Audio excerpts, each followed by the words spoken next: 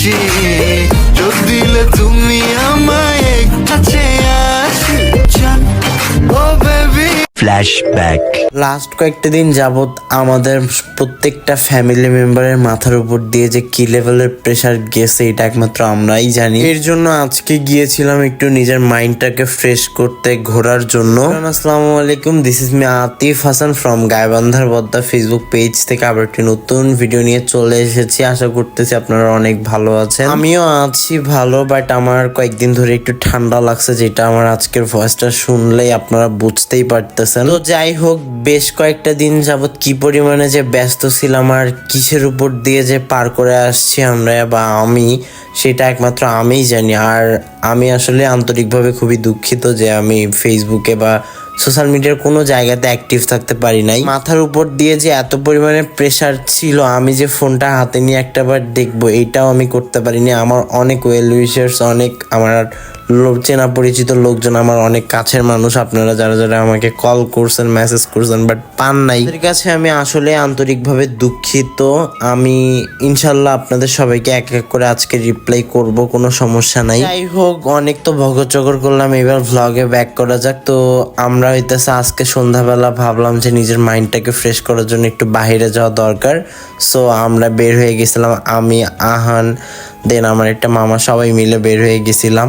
আর এই তো আমার হচ্ছে মামাতো ভাই জাবির, ও তো ভাই ওইখানে কয়েকটা পিচির দোলনা খাইতেছিল। ওদের দোল খাওয়া দেখে এত পরিমাণে হাসাহাসি করতেছিল আর ও এত খুশি হয়ে গেছিল কি বলবো। যারা যারা ভিডিওটা দেখতেছেন সবাই একবার করে মাশাআল্লাহ কমেন্ট করে যাবেন, কারণ না করলে আমি কিন্তু মন খারাপ করবো। আমার ভাই কিন্তু মাশাআল্লাহ অনেক সুন্দর। সো যাই হোক, এই তো আমরা হচ্ছে একটু পার্কে গেছিলাম বলতে ওইদিকে একটু টুকটাক কাজ সারতে গেছিলাম। কাজ সারার পর ভাবলাম যে ইট অ্যান্ড মিট রেস্টুরেন্টে যাওয়া যাক। সো ইট অ্যান্ড মিটে যাওয়ার জন্য পার্কের ভিতর দিয়ে চলে আসছি, কারণ হইতেছে পার্কের ভিতর দিয়ে গেলে আমাদের রাস্তাটা শর্টকাট হয়ে যেত। আর পার্কের ভিতরে ঢোকার পরে পিচিগুলা ওই দোলনার ওইখানে গেছিল। যাই হোক, রেস্টুরেন্টে ঢোকার পরে এই তো আমরা এখানে বসে গেছি। আর এখানে জাবির বারবার ফ্যানটা যে রেস্টুরেন্টের ওয়েটার ভাইয়া দিয়ে গেছিল, ওই ফ্যানটা ঘোরা ও বারবার দেখতেছিল।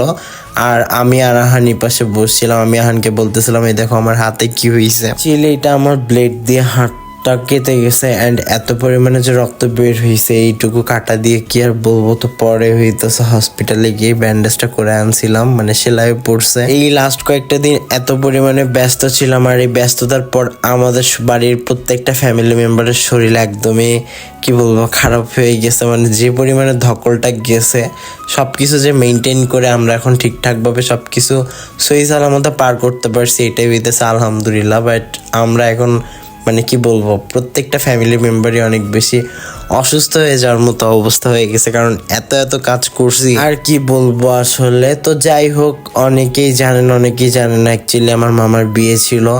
আর এই বিয়ে উপলক্ষেই এই সব কিছু, এত যে অনলাইনে না থাকা, তারপর হইতেছে এত ব্যস্ততা, সবকিছু এটাকে ঘিরেই। আমার মামা যেহেতু সবগুলা বোনের একমাত্র ভাই, আর আমার মামার কোনো বড় ভাই নেই, আর এদিকে আমার নানু অসুস্থ। সো সেই দিক থেকে আমাদের এই সব কিছু ব্যাপারগুলো মেনটেন করা অনেক বড় একটা চ্যালেঞ্জিং ছিল। মানে কিভাবে যে সবকিছু মেনটেন হয়েছে এটাই আল্লাহর কাছে লাখো শুকরিয়া। কিন্তু এত প্রেশার মাথার উপর দিয়ে যাওয়ার পর এখন আসলে অনেক বেশি টায়ার্ড হয়ে পড়ছি আমরা, আর এই জন্যই বিয়ের ভ্লগগুলো এখন পর্যন্ত দিতে পারতেছি না। আর যেহেতু আমার ঠান্ডাও লাগছে একটু, সব মিলে আসলে এই মুহূর্তে ভ্লগটা এই জন্য পোস্ট করতেছি না। ইনশাল্লাহ খুব শীঘ্রই ভ্লগ পোস্ট করে ফেলবো। যাই হোক, এবার ভিডিওতে ব্যাক করা যাক। মানে আমি আসলে অনেক কিছুই বলে ফেলছি আর ভিডিও এদিকে অনেক দূর আগাই গেছে। সো আমি হইতেছে বা আমরা হইতেছে এখানে রেস্টুরেন্টে ঢোকার পর খাবার টাবার অর্ডার দিছি, তারপরেই তো ঘুরে ঘুরে দেখতেছিলাম। আর আমি ওইখানে হাতটা দেখাইতেছিলাম যে আমার হাতে রইতেছে এই অবস্থা। এইদিকে আহান, মালিহা, জাবির সবাই মিলে ওইখানে খেলাধুলা করতেছিল। সো খেলাধুলা করার মাঝখানে আমাদেরকে ডাকা হয় যে আমাদের খাবার চলে আসছে। তো পরে আমরা দৌড় দিয়ে এখানে চলে আসি। আর আসার পর দেখি এইখানে আহানদের চাউমিন চলে আসছে, আর এই তো আহান খাওয়া শুরু করে দিছে। আর আমরা হইতেছে বার্গার অর্ডার করছিলাম। সো আমাদের বার্গারটা আসতে আর একটু লেট হবে। সো এখানে ওরা খাইতেছিল। আর বাই দ্য ওয়ে আরেকটা কথা, একটু আগে আমার যে আইফোনটা দেখতে পারতেছেন, এটা নিয়ে আমি অনেকগুলা কমেন্ট দেখলাম যে এই ফোনটা কি নষ্ট হয়েছে কিনা বা কি হয়েছে। আসলে এরকম কিছুই হয় নাই। দুইটা ফোনের মধ্যে যখন যেটা দিয়ে পারি ওইটা দিয়ে ভিডিও করি। আর ওইটার স্টোরেজ একটু ফুল, যার কারণে এটা দিয়ে করতেছি।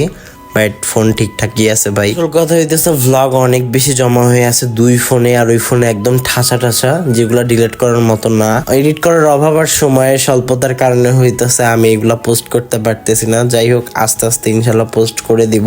আর যারা হইতেছে প্রমোশনের জন্য নক করছেন বা এতদিন আমি রেসপন্স করতে পারিনি, আমি আসলে আন্তরিকভাবে সরি। ইনশাল্লাহ এখন থেকে আমাকে পাবেন।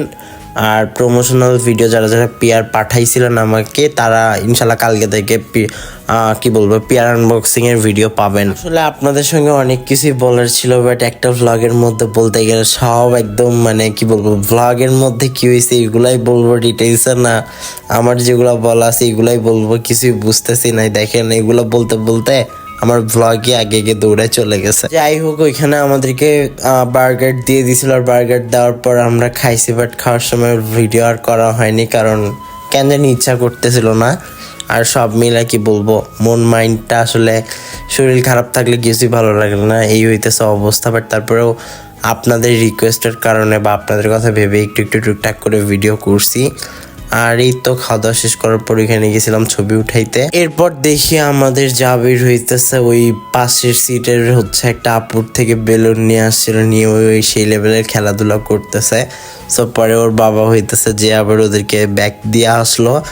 আর এই তো এইদিকে আবার দেখার পর আমি আবার ছবি তুলতে আসছিলাম এদের সবার।